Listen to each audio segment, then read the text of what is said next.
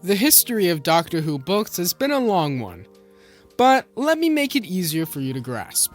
I won't be able to feature every individual book, but I'll give you the basics. The very first Doctor Who book was The Dalek Book, part of a series of annuals based around the Daleks published from 1964 to 1966 by Souvenir Press. It was followed by The Dalek World in 1965 and The Dalek Outer Space book in 1966. Frederick Muller Limited would publish the first Doctor Who novelization later in 1964, an adaptation of The Daleks referred to as just Doctor Who at the time, with the subtitle of In an Exciting Adventure with the Daleks. A later reprint by Mayfair Books Limited under the Armada Paperbacks banner abbreviated Doctor and made the subtitle part of the title, making the full thing Doctor Who and an Exciting Adventure with the Daleks.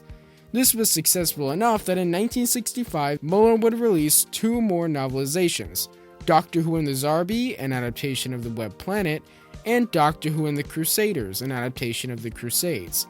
In 1965, World Distributors Limited produced the first Doctor Who annual, a series they continued to publish until 1985 with one break in 1972.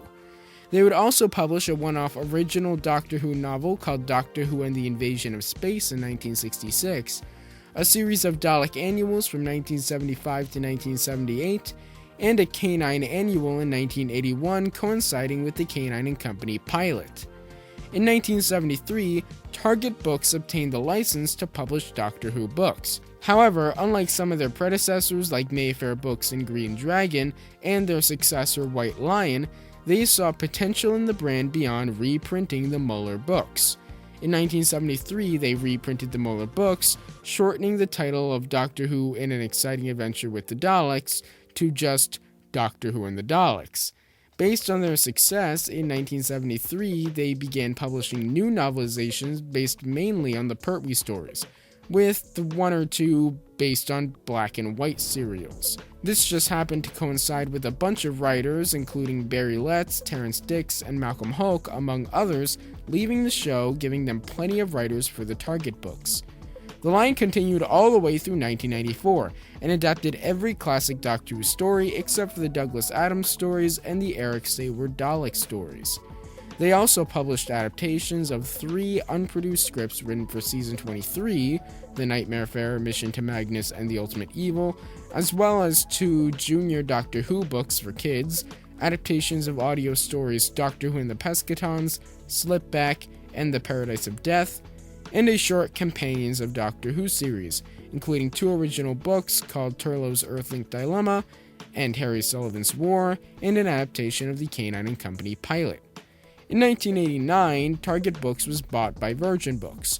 In 1991, with Doctor Who cancelled, Virgin began a series called The Virgin New Adventures, featuring the 7th Doctor and Ace on new adventures after the events of the show.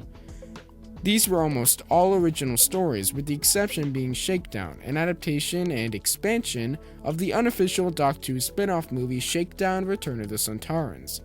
The writers consisted of returning writers from the show like Terrence Dicks, Andrew Cartmel, Ben Aronovich, and Mark Platt, along with new writers, some of which would go on to write for the new series like Paul Cornell, Mark Gatiss, Gareth Roberts, and Russell T Davies. Following the success of the Virgin New Adventures, Virgin launched the Virgin Missing Adventures in 1994 as a replacement for the Target books.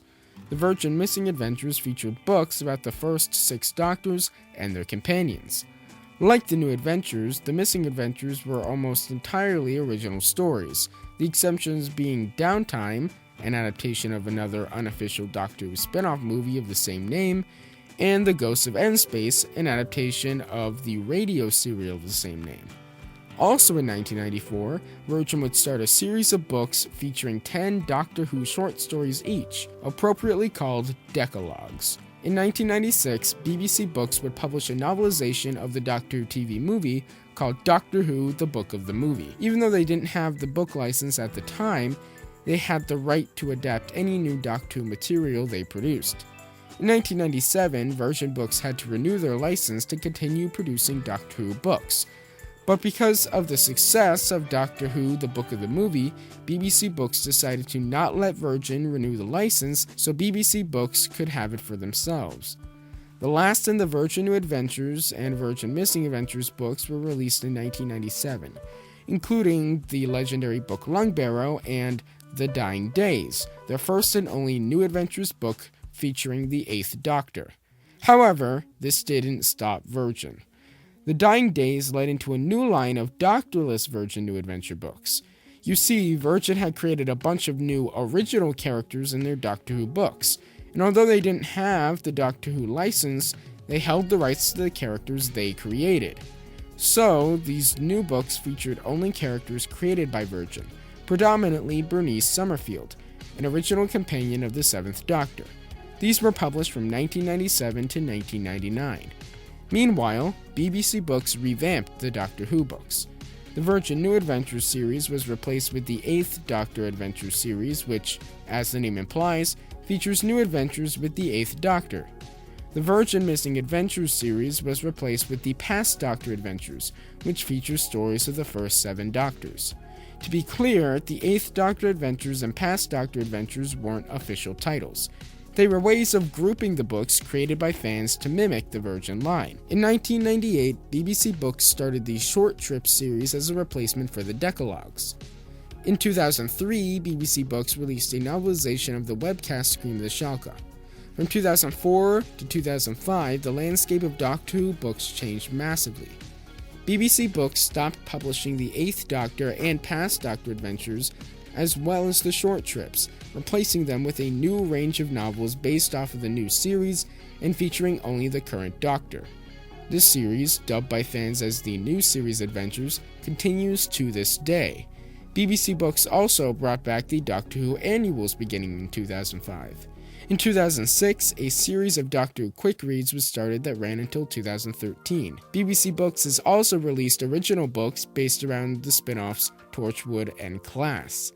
BBC Books has since released novelizations of every classic Who story not novelized as a Target book, as well as 2 unproduced scripts, Doctor Who and the Cricketman and Doctor Who Meets Scratchman.